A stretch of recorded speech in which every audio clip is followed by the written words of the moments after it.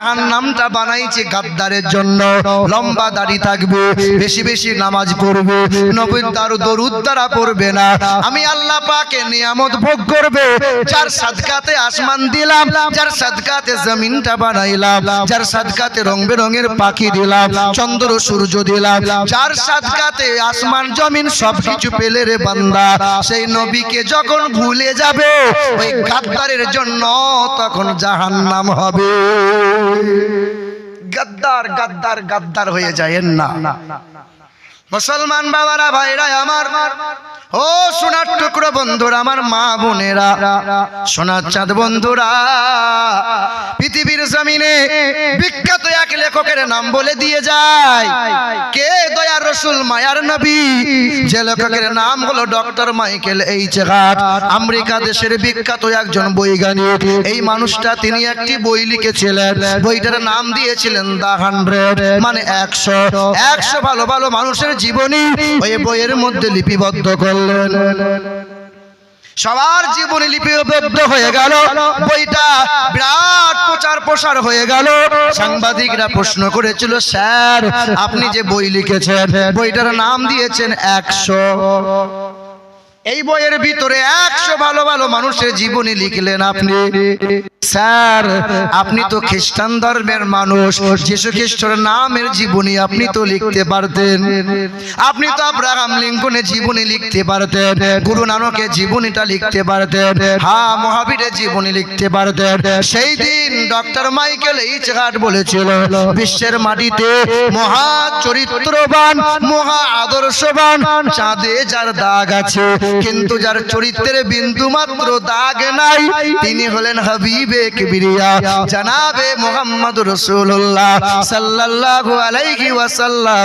তাই তার চরিত্র পবিত্রময় জীবনী দিয়ে আমার বইটা শুরু করলাম। এ মুসলমান বাবারা, ভাইরা আমার, ওই নদিয়া ডিস্ট্রিক্টে হরিণঘাটা বলে একটা জায়গা আছে। স্বামীটা মুসলমান, তার 2টা ছেলে মুসলমান। যে ঘরে বিয়ে করেছে, বামুনের মেয়েকে বিয়ে করেছে, সংসার করে 22 বছর সংসার হয়ে গেল। ছেলে 2টো মুসলমান হয়ে গেছে। বিবিটা মুসলমান হয়ে মুসলমান হবে না, কালেমা পড়বে না, মাথায় কাপড়টা নেবে না। ওই মুসলমান ব্যক্তি আমাকে দাওয়াত দিল, হুজুর আমার ঘরে একবার আসে, ইসলাম ধর্মটা আমার বিবিকে একবার বোঝা। আমি হাজির হলাম। দেখি একটা ঘরে ঠাকুর রাখা আছে, অপর ঘরে বেটা নামাজ পড়ে, বউ দেখি পূজা অর্চনা করে, অপর ঘরে ঠাকুর রাখা আছে। এই যে দেখেন, আমার পূর্বে মুফতি সাহেব বয়ান করছিলেন যে ঈমান 7টা জিনিসে বিশ্বাস করো। আমানতু বিল্লাহ ওয়া মালাইকাতিহি ওয়া কুতুবিহি ওয়া রুসুলিহি ওয়াল ইয়াউমিল আখিরি ওয়াল কদরি খাইরিহি ওয়া শাররিহি মিনাল্লাহি তাআলা ওয়াল বাসি বাদাল মাউত। এক আল্লাহকে বিশ্বাস করে নাও, রাসূলুল্লাহকে বিশ্বাস করে নাও, আসমানি কিতাবকে বিশ্বাস করে নাও, ফেরেশতাদিগকে বিশ্বাস করে নাও, আখিরাতকে বিশ্বাস করে নাও। এই তাকদীর ভালো হয় মন্দ হয় মহান মালিকের ইশারায়, এটা বিশ্বাস করে নাও। আর আখিরাতে তোমাকে জীবিত করা হবে, তোমার বিচার আমার বিচার হবে, ওই দিবসকে বিশ্বাস করে নাও। এই বিশ্বাসের নাম হলো ঈমান। বিশ্বাস করি তাকদীরে ভালো মন্দ হয়, বিশ্বাস করি আমরা। রুজির মালিক কে বলেন? আরে রুজির মালিক যদি আল্লাহ হলো, 2টোর পরে 3টে ছেলে আর কেন হলো না বলো? তুমি তো বলছো আল্লাহ, আর বাড়িতে সালমার মাকে কে বলেছে এই আর যেন গোলমাল হয় না, এই ঝামেলা 2টো নিয়ে সামলাতে পারছি না। তোমাকে খাওয়াই কে? আমাকে খাওয়াই কে? বক্তা বক্তব্য রাখবে, 2 ঘন্টা বক্তব্য রেখে 20,000 30,000 টাকা পকেট গরম করে চলে যাবে। মসজিদের ইমাম সাহেব, মাদ্রাসার মৌলভী সাহেব যারা, মাইনে কত? 6,000 7,000। তোমার আমার ৬,০০০ ৭,০০০ বেতন চলে না, কিন্তু ইমাম সাহেব যে খুশবু লাগায় ওই খুশবুটা তোমার বাবার চোখের দেখার ক্ষমতা নাই, সাধ্য নাই ওই সুগন্ধি লাগানো। ইমাম সাহেব যে পাঞ্জাবি জুব্বা পরে এই পাঞ্জাবি জীবনে পড়তে পারবে না। ইমাম সাহেবের বউ কখনো বন্ধনে লোন আনতে যায় না, ৬,০০০ দিয়ে সংসার চলে। কখনো ইমাম সাহেবের বউ গ্রুপ লোন করতে যায় না। তোমার আমার বউরা যায় কি যায় না? সকালবেলায় বসে আছি আর পেটটা বার করে কুঁচিয়ে শাড়ি করে কাঁধে একটা ব্যাগ নিয়ে হেলে দুলে যাচ্ছে। আমি মনে মনে ভাবছি বোধহয় ব্যাংকের ম্যানেজারই পেয়েছে বোধহয়। কোথায় যাচ্ছ ভাবি? বলে জানো না ষাঁড় আসবে গো, ষাঁড়। আমার বাড়িরটা কি করছে? বলে বসে বসে বিড়ি খাচ্ছে। আমার শালাকে বলবে গলায় দড়ি দিয়ে মরতে।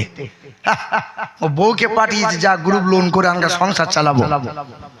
10টা মহিলা গোল করে ঘিরে বসে, অজানা অচেনা একটা পুরুষ মানুষ মধ্যখানে বসে। এই মহিলা বলে, স্যার আমাকে দেখছো না? আমাকে একটু দেখো। তুমি আমাকে দেখছো না? বলে কি বলবো আপনাকে। হায় হায় হায়, লজ্জা নাই, হায়া নাই, শরম নাই, আবার হিজাব পরে বসে আছে।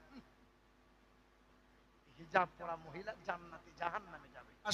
তার বাবার নাম বিষ্ণু যশা। যার বাবার নাম বিষ্ণু যশা তার বাংলা করলে হবে আল্লাহর দাস, আরবি করলে হবে আব্দুল্লাহ। তার মায়ের নাম হবে সুমতি, তার বাংলা করলে হবে সুন্দরমন, তার আরবি করলে হবে আমিনা। যার বাবার নাম হবে হযরতে আব্দুল্লাহ রাদিয়াল্লাহু তাআলা, তার মায়ের নাম হবে আমিনা, তার দাদার নাম হবে আব্দুল মুত্তালিব, তার দাদির নাম হবে নাতিজা বিনতে খাপ্পাব, তার নানার নাম হবে আব্দুল ওয়াহাব জুহুরি, তার নানির নাম হবে বারিরা, তার দুধ বাবার নাম হবে হারিস, তার দুধ মায়ের নাম হবে হালিমা, তার দুধ ভাইয়ের নাম হবে আব্দুল্লাহ, তার পিতার নাম হবে আব্দুল্লাহ। তিনি মক্কার মতি, মদিনার জ্যোতি, ইন্দ্র যৌনা উপস্রোত, নামে নারা সংসা ভবিষ্যতে, তার নাম হবে নারা সংসা। তার বাংলা করলে হবে প্রশংসিত, তার আরবি করলে হবে মুহাম্মাদুর রাসূলুল্লাহ। আল্লাহু আকবার। ইয়া রাসূলুল্লাহ, या अली नहीं छोड़ेंगे, नहीं छोड़ेंगे, जिंदाबाद, अल्लाह अकबर। ইয়া রাসূলুল্লাহ। মুসলমান ও বাবারা ভাইরা আমার, এই ডক্টর শিবশক্তি সরোজজি বাইবেল রিসার্চ করেছিল, জিন্দাবাস্তা রিসার্চ করেছিল, কোরআন পুরাণ রিসার্চ করেছিল, মন্দিরে দাঁড়িয়ে গিয়েছিল। ব্রাহ্মণ বাবাজি ডক্টর শিবশক্তি বলেছিল আজ কোনো ঢোল বাজাবে না, ঢোল না বাজিয়ে যা ফল হবে টাকা হবে তুমি নেবে। যে মন্দিরে একদিন পূজা করলে 6 থেকে 7 বস্তা হয়, বস্তা বস্তা বেলপাতা জবা ফুল নদীতে ফেলতে হয়, লাখ টাকা ইনকাম হয় যে মন্দিরে পূজা। পূজারি তো পূজারি সব দেবে, শুধু ঢোল বাজাতে অনুরোধ করেছে। না না আজ বাজাইও না। যেই দিন ঢোল বাজাই নাই সেখানে উচ্চ পদবী ছাড়া নিচু পদের মানুষ কেউ পূজা দিতে পারে না। দাস যেতে পারবে না। দাসরা যেতে পারবে? মন্দিরে যায়? দুর্গা পূজা সম্ভব? না না না। পূজা করবে কারা? বামুন যারা। আচ্ছা বলো তো, মুন্সিতলার কোন রিক্সা চালকের ছেলে যদি হাফেজ আলেম হয়, সে মুন্সিতলা মসজিদের ইমামতি করতে পারে কি পারে না? সে যদি যোগ্যতা অর্জন করে কাবা শরীফের ইমামতি করতে পারে কি পারে না? পারবে। কিন্তু দাসের ছেলে যদি হয়, সে যদি এমকম ঝমঝম সব রকমের ডিগ্রি করে নেয়, তবু বেটা তার জন্য পূজা দেওয়া, শুধু বামুনই করবে পূজা। হা হা হা। মুসলমান বাবারা ভাইরা আমার, ও সোনার টুকরো বন্ধুরা, ইসলাম ধর্মটা এমন নয় কালো হও কিংবা ফর্সা, গরিব হও কিংবা ধনী, কালো হও কিংবা ফর্সা, আরবি হও কিংবা বাঙালি, বিহারি হও কিংবা গুজরাটি, যে দলের যে মতের হও না কেন, সবাইকে এক কাতারে এক লাইনে কাঁধে কাঁধ মিলিয়ে দাঁড় করিয়ে দিয়েছেন তিনি আমার আপনার পেয়ারা নবী জানাবে মুহাম্মদুর রাসূলুল্লাহ। আজ ঢোল বাজাই না, ডক্টর শিব শক্তি সরোজি মন্দিরে দাঁড়িয়ে দাঁড়িয়ে পূজা করে লা ইলাহা হরতি পাপম ইল্লু ইলাহা পরম পদম জন্ম বৈকুণ্ঠ। যখন পূজা অর্চনা করে আর আল্লাহর নামটা, নবীজির নামটা উচ্চ স্বরে বলে, আল্লাহ জষ্টাং ষষ্ঠাং পুরনাং পন্নাং পরম্পরাং আল্লাহ আল্লাহ আল্লাহ দাল্লাং বুকমেকাম মেকাতাকাম আল্লাহ মুহাম্মদ রাসূল কা বারাসা। তখন সবাই শিক্ষিত মানুষের থালাগুলো হাত যেন লুজ হয়ে গেল, সবার চোখটা চরক গাছ হয়ে গেল। দেবীর সামনে কেন আল্লাহ নবীর নাম উচ্চারণ হবে বলো?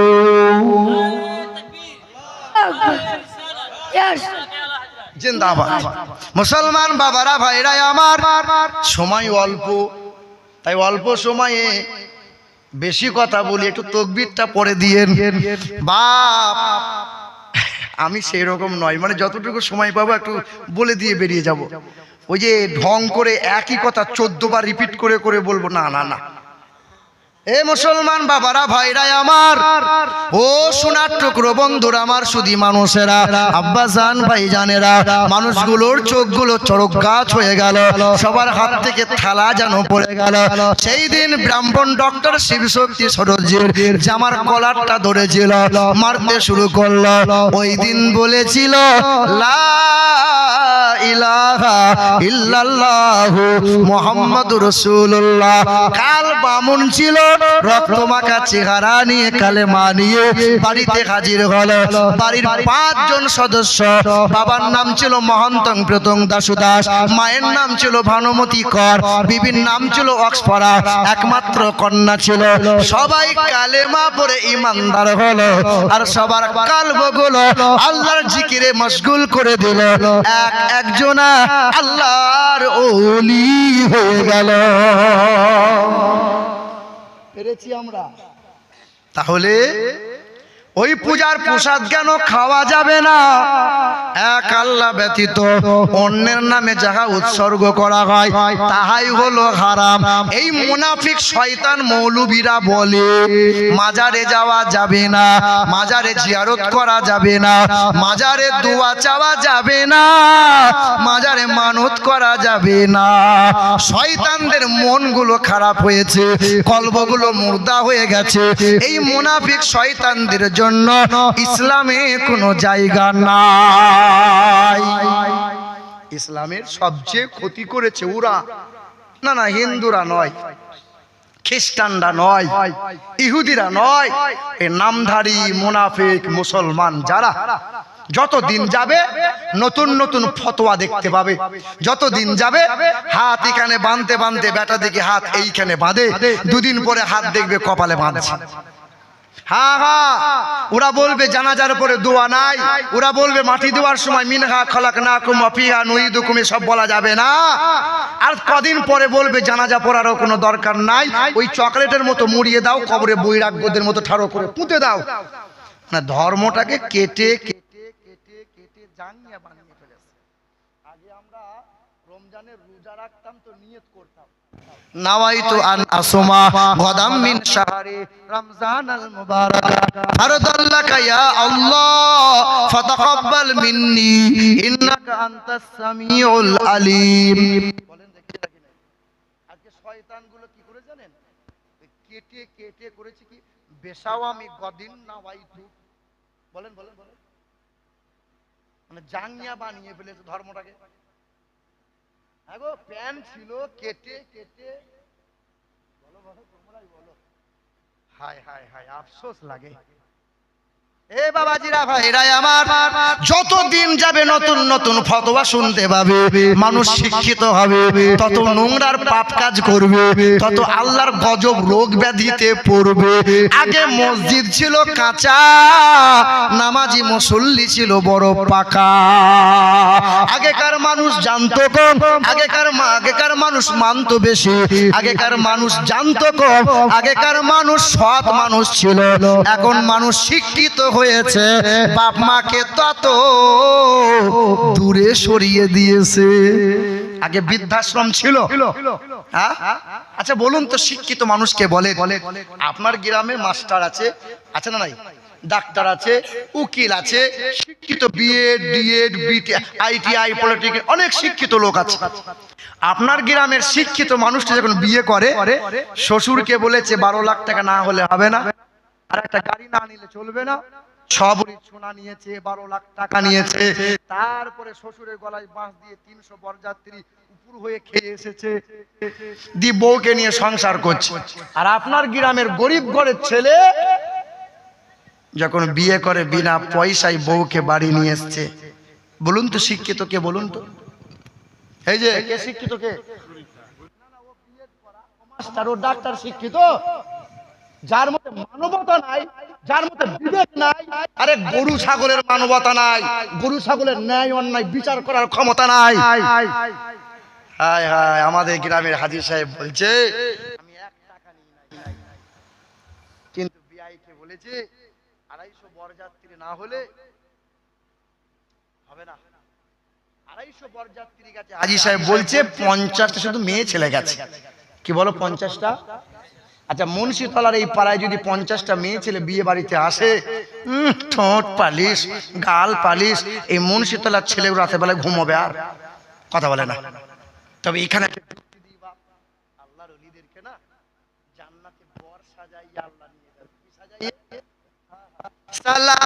وَمَسِيقَ الَّذِينَ اتَّقَوْا رَبَّهُمْ إِلَى الْجَنَّةِ زُمَرًا حَتَّى إِذَا جَاءُوهَا وَفُتِحَتْ أَبْوَابُهَا وَقَالَ لَهُمْ خَزَنَتُهَا سَلَامٌ عَلَيْكُمْ طِبْتُمْ فَادْخُلُوهَا خَالِدِينَ। কুরআন শরীফের পারা নম্বর 24, সূরার নাম সূরা জুমার, পৃষ্ঠা নম্বর 6, আয়াত নম্বর 71। আল্লাহ পাক জগতের মানুষকে জানিয়ে দিল, সেই দিন আমার ওলিগুলোকে, আমার বন্ধুগুলোকে বর সাজাইয়ে জান্নাতের দরজায় দাঁড় করাবো।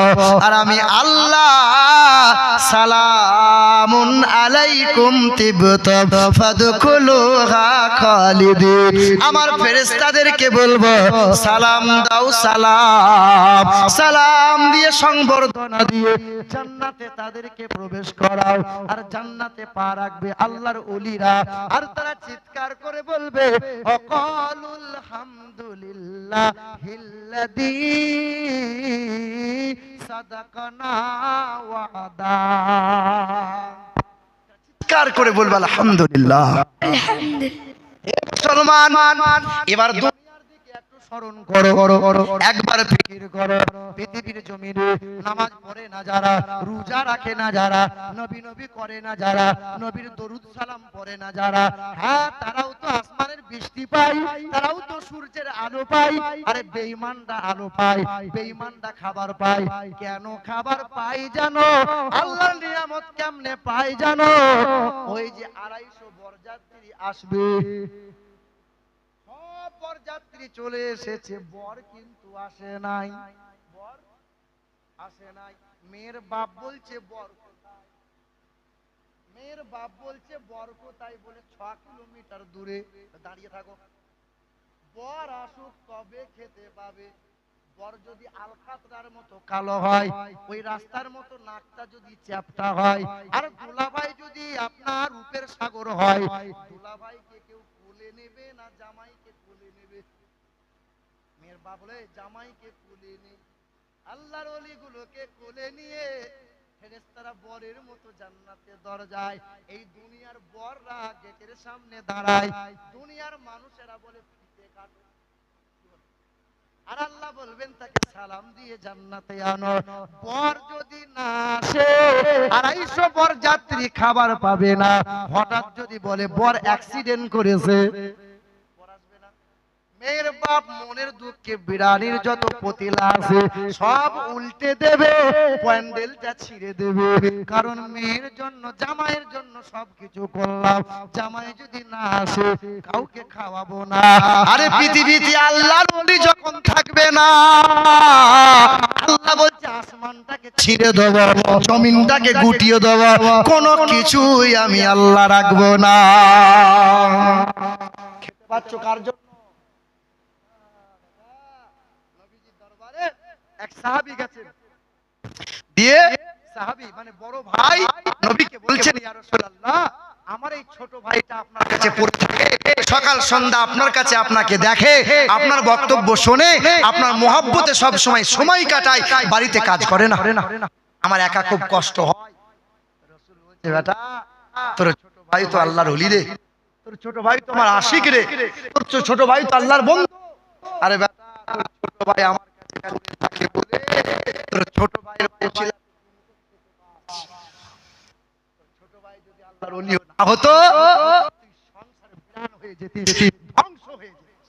খেতে ভাই কাদের জন্য? আসমান জমি নিয়ামত পাই কাদের জন্য? আল্লাহর ওই সমস্ত বরেদের জন্য। এই যে আমার পরে আসবেন আওলাদ রাসূল, হুজুর মাশাআল্লাহ মাজ আশরাফি আশরাফ আর জিলানী মাদ্দাজিল্লাহু আলী আসছেন তিনি, মাশাআল্লাহ। আমরা আখিরি মুনাজাত নিয়ে যাব তো ইনশাআল্লাহ, যাব ইনশাআল্লাহ। এ মুসলমান বাবারা, ভাইরা আমার, ও সোনার বন্ধুরা আমার, সুধী মানুষেরা, আব্বাজান ভাইজানেরা, তবে ওয়াজ আপনারা ভুলে যাবেন না। ওই নদিয়া ডিস্ট্রিক্টে হরিণঘাটার কথা বলছিলাম, সবাই কলেমা পড়েছে, সবাই তো মুসলমান, কিন্তু বিবি 22 বছর সংসার করে, মাথায় কাপড় দেয় না, ন্যাংটা পোশাক পরে, নবীকে ভালোবাসতে আজও পারে না।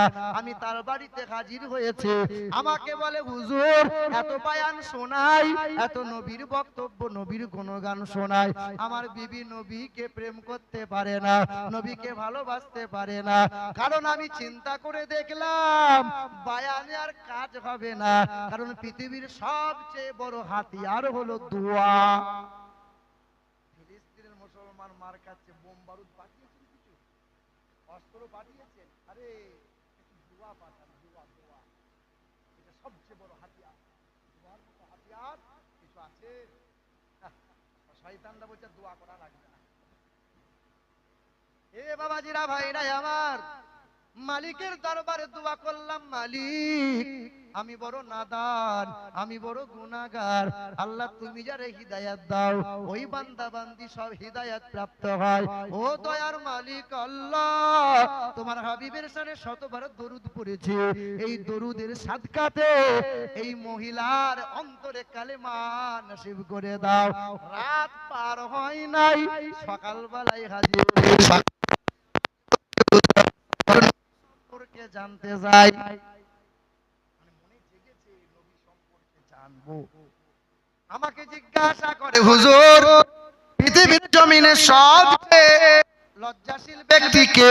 আমি বললাম নবী মুহাম্মদুর রাসূলুল্লাহ, তিনি কখনো আমানতের খেয়ানত করেন নাই। নবী মুহাম্মদুর রাসূলুল্লাহ, তিনি পৃথিবীর জমিনে কখনো মিথ্যা কথা বলেন নাই। নবী মুহাম্মদুর রাসূলুল্লাহ, তিনি অল্পভাষী মিষ্টভাষী ছিলেন, তিনার চেহারাটা চাঁদি দিয়ে মোড়ানো ছিল।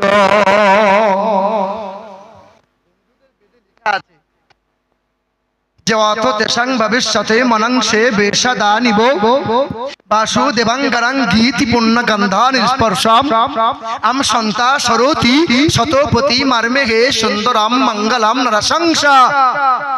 যিনি সত্যবাদী, সত্যপ্রিয়, যার চেহারা দিয়ে সুগন্ধি বার হবে, যার ঘাম মোবারকে সুগন্ধি পাওয়া যাবে, আর তার চেহারাটা চাঁদি দিয়ে মোড়ানো হবে, তিনি পৃথিবীর জমিনে কল্যাণকর্তা, জগৎগুরু, মুক্তির দাতা জানাবে মুহাম্মদুর রাসূলুল্লাহ হবে। আম্মা আয়েশা বলে, আরে জুলাইখার বান্ধবীরা ইউসুফ নবী আলাইহিস সালামকে দেখে ফল কাটতে গিয়ে আঙ্গুল কেটে ফেলেছিল।